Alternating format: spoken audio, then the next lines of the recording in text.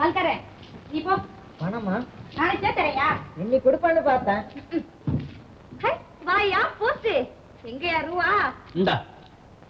அடே ஏடி 5 ரூபா நோட்டு? யாருக்காவது மணி ஆர்டர் வந்துச்சா? அச்சடிச்சேன். அத பத்தி உனக்கு என்ன? சில்லறையை கொடு, மோதிரத்தை எடு. நான் 4 பேருக்கு போய் ஆகணும். போயா, உன் நேரம் இப்ப புடிச்சு வச்சிருக்காங்க. இந்தா 1.25 ரூபா. மோதிரம் மோதிரம். வரையா?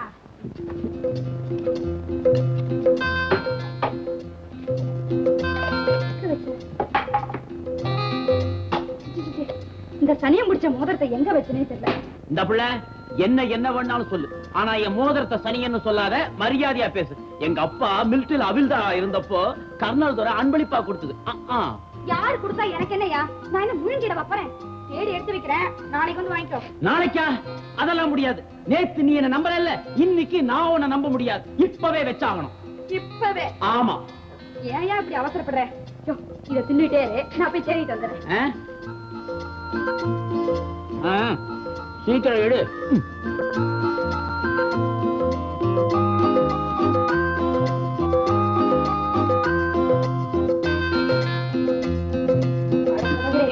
ஆபீசர் வர சோறு கொண்டு போனா எங்க வச்சு தொலைச்சனே தெரியல. ஐயோ நேரமாச்சே. ஐயோ பாவம், அது எந்த ஆபீசர்மா உங்ககிட்ட சோறு வாங்கி திங்கிறவன்?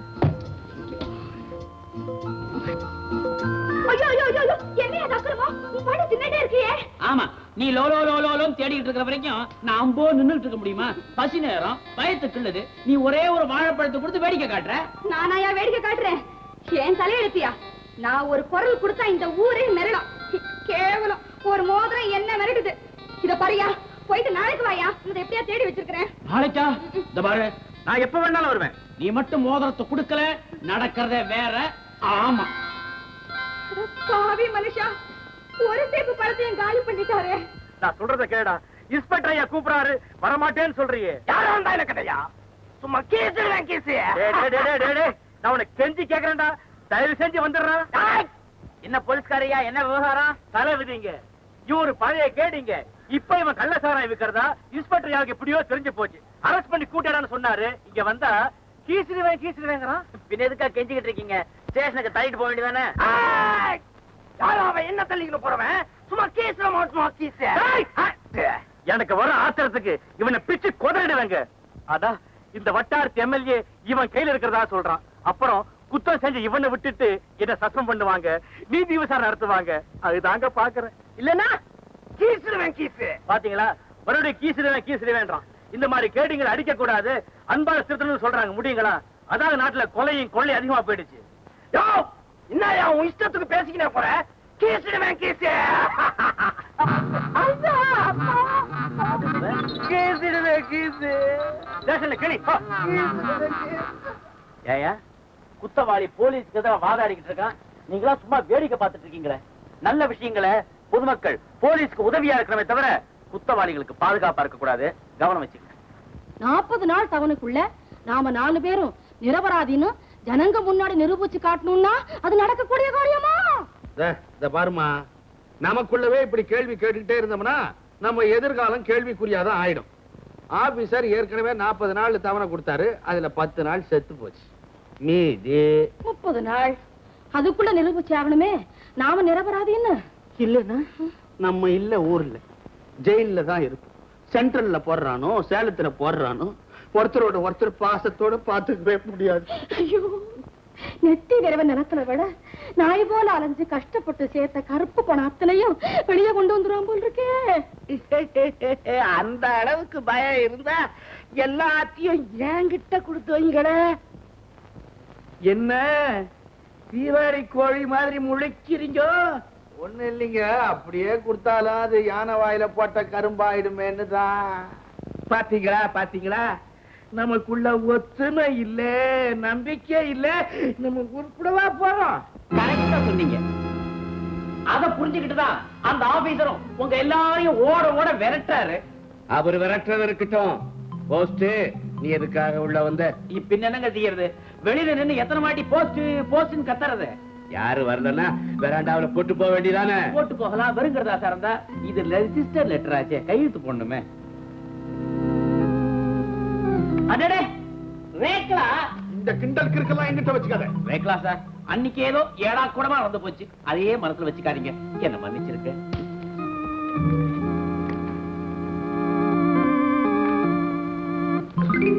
ஆமா சார், அந்த ஆபீசர் ஏன் உங்க 4 பேர் வேலையும் ஏகப்பட்ட புத்தகங்களை சொல்லிட்டு திரியுறாரு? அவரு உன்கிட்ட சொன்னாரா? பின்ன எனக்கு எப்படி தெரியும்? ஏழைகளை மோசம் பண்ற மோசக்காரன், அயோக்கியன், சண்டாளன், சண்டாளி அப்படி கேவலமா கண்டபடி பேசிட்டு திரியுறாருங்க. பேசினா பேசணும், நீ போய் இவன் வேலையை பாரு. அது எப்படிங்க? 4 நல்லவங்களை பொல்லாதவங்க சொன்னா எப்படி பொறுக்க முடியும்? போய் டெலிவரிய கவனி. ஆமா ஆமா, நான் 4 பேருக்கு போகணும். இத பாருங்க, இருந்தாலும் சொல்றேன், 4 நல்லவங்களை இப்படி சொல்றது என்னால பொறுக்கவே முடியல. இது வரைக்கும் நம்ம 4 பேரை நல்லவங்கன்னு சொன்ன ஒரே ஆளு போனானே போஸ்ட்மேன், அவன் தான். ஆச்சரியமா இருக்குது. இதோ இன்னொரு ஆச்சரியம். என்னங்க? சிங்கப்பூர் சிங்கநராஜான்னு கேள்விப்பட்டிருக்கிறீங்களா? ஆமா. அடே அவரா? பெரிய கோடீஸ்வரராச்சே, கொடை வள்ளலாச்சே. உலகம் போற்றும் புண்ணியவாங்க அவரு. அரசாங்கத்துல அவருக்கு பெரிய செல்வாக்காச்சே. என்னங்க எழுதியிருக்காரு? அப்பேற்பட்ட தனமா நாளைக்கு நம்ம ஊர் பயணிகள் விடுதிக்கு வரப்போறாரு. நம்ம 4 பேரையும் அங்க வந்து சந்திக்கும்படியா எழுதி இருக்கிறாரு. இத்தனைக்கும் நம்ம அவரை பார்த்தது கூட கிடையாது. அவரு என்னடான்னா நம்ம பார்க்கணும்னு ஆசைப்படுறாரா?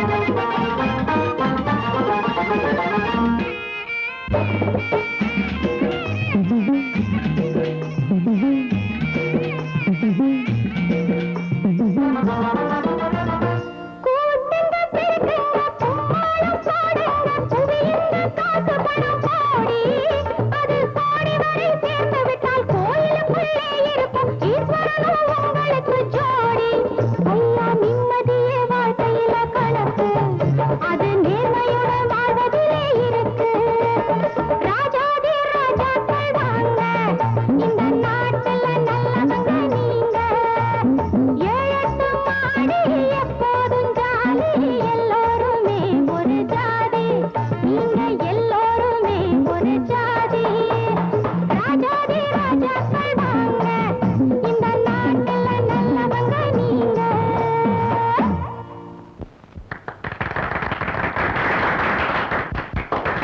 ஏதேனும் இருந்தால் தெரிவிக்கலாம். கான்பூர் கலைக்கல்லூரிக்கு 10 லட்சம் நன்கொடை அளித்ததற்கு நன்றி கடிதம் வந்திருக்கிறது. வாணிபுரம் வைத்திய ஆராய்ச்சி நிலையத்திற்கு அளிக்கப்பட்ட 50 லட்சத்திற்கு பாராட்டு கடிதம் எழுதியுள்ளார்கள். அத்துடன் துபாய் நாட்டிலிருந்து தங்கச்சுரங்க வரவு 4 கோடி 48 லட்சமும், சைகோனில் இருந்து வைரச்சுரங்க வரவு 7 கோடி 20 லட்சமும் டிராப் மூலம் வந்துள்ளது. இதுவா முக்கியமான செய்தி? அம்மனூர் அங்காள பரமேஸ்வரிக்கு 1 கோடி ரூபாயில் வைர கிரீடம் செய்ய ஆர்டர் கொடுத்தோமே, தயாராகிவிட்டதா? இன்னும் 10 நாட்களுக்குள் தயாராகிவிடும். நல்லது நல்லது. இந்த ஊர் பெரிய மனிதர்கள் இதோ இவங்கதான். வணக்கங்க. வணக்கங்க. வழக்கமா நாங்களாக எல்லாருக்கும் வரவேற்பு கொடுப்போம். இப்படி ஒரு வரவேற்பு எங்களுக்கு கிடைச்சது இது நாங்க முதல் தடவை. உங்களை மாதிரி பெரிய மனிதர்களை சந்திப்பதில் நான் மிகவும் மகிழ்ச்சி அடைகிறேன். சாம்ராஜ்யத்து சக்கரவர்த்தி மாதிரி நீங்க, நாங்கள்லாம் சாமானியப்பட்டவங்க. இந்த ஊருக்காக நீங்கள் 4 பேரும் ஏராளமான சேவைகள் செய்வதாக நான் கேள்விப்பட்டேன். உங்களுக்கு யாரோ தவறான தகவல் கொடுத்திருக்கிறார்கள். இந்த ஊருக்கு மட்டும் இல்லைங்க, இந்த உலகமே சுபீட்சை அடையணுன்றதுக்காக தான் நாங்க 4 பேரும் கூட்டு. ஆனா எங்களுக்கு ரொம்ப வருத்தங்க. காரணம், இந்த ஊருக்கு புதுசா வந்திருக்கிறாரே ஒரு ஆபீசர். ஆபீசர்? ஆமாங்க, ஆபீசர். அவரை எங்களை தப்பா புரிஞ்சுக்கிட்டு தாறுமாறா பேசி ஊருக்காக உழைக்கிற எங்களை ஊழல்காரர்னு சொல்லிக்கிட்டு இருக்கிறாருங்க. உங்களை போன்ற நல்ல உள்ளம் படைத்தவர்களை தொல்லைக்குள்ளாக்கும் அந்த ஆபீசரை நான் கவனித்துக் கொள்ளுகிறேன். உங்களை இங்கு அழைத்ததின் காரணமே வேறு. அதாவது உலகம் முழுதும் சுற்றி பல கோடி ரூபாய்களை பாடுபட்டு சேர்த்து வந்தார். அந்த பணத்தை நல்ல முறையில் செலவழிக்க வேண்டுமே என்று உலகில் ஆங்காங்கே அள்ளி தெளித்து வருகிறேன். இந்த நாட்டில் எதற்கோ பரிசு கொடுக்கிறார்கள். வீரத்திற்கு பரிசு, வேகத்திற்கு பரிசு, கல்விக்கு பரிசு, கலைக்கு பரிசு, குழந்தைக்கு பரிசு, அழகிய குமரிக்கு பரிசு, கோண்டன்ஸுக்கு பரிசு, இப்படி எத்தனையோ பரிசுகள். ஆனால் நல்லார் ஒருவர் உளரே, அவர் பொருட்டு எல்லோருக்கும் பெய்யும் மழை என்ற வாக்கியத்தின் இலக்கணமாக நல்லவர் எவருக்காவது யாராவது பரிசு கொடுத்திருக்கிறார்களா? இல்லையே. நான் கொடுக்க போகிறேன். அதுவும் 10 லட்சம் ரூபாய்கள். இந்த ஊரில் உள்ள மக்கள் அனைவரும் ஒருமுகமாக யாரை நல்லவர் என்று கூறுகிறார்களோ அவருக்குத்தான் அந்த பரிசு. அந்த 10 லட்சம் ரூபாயையும் பேங்க் டிராப்டாக மாற்றி ஜில்லா கலெக்டரிடம் ஒப்படைத்திருக்கிறேன். இன்றைக்கு 30வது நாள். அந்த பரிசளிப்பு விழா இதே ஊரில் நடைபெறும். இந்த ஊர்ல இருக்கிற மக்கள் பூரா மோசம், ரொம்ப மோசம். அந்த பொல்லாதவங்க எங்களை எங்கெங்க நல்லவங்கன்னு தேர்ந்தெடுக்க போறாங்க. வேணும்னா இப்படி செய்யுங்க. கொஞ்சம் முந்தி நீங்க தானே எங்க 4 பேரையும் நல்லவங்கன்னு சொன்னீங்க. ஆமா, உங்களை விடவா எங்களுக்கு இந்த ஊர் மக்கள் வசதி. அந்த 10 லட்சத்தை எந்த தேர் திருவிழாவும் இல்லாம எங்க கிட்ட கொடுத்துருங்க. சிந்தாம செதறாம ஆளுக்கு 2.5 பிரிச்சுக்கிறோம். தவறு தவறு. இந்த ஊரில் உள்ள மக்கள் குரல்தான் அதை தீர்மானிக்க வேண்டும். வாங்க சிங்கிள் டீ போடுமா. இப்பதான் என் பாய்லரை பத்த வச்சிருக்கேன், அப்புறமா வா. காலையிலே டீ இல்லைங்கிறியாமா?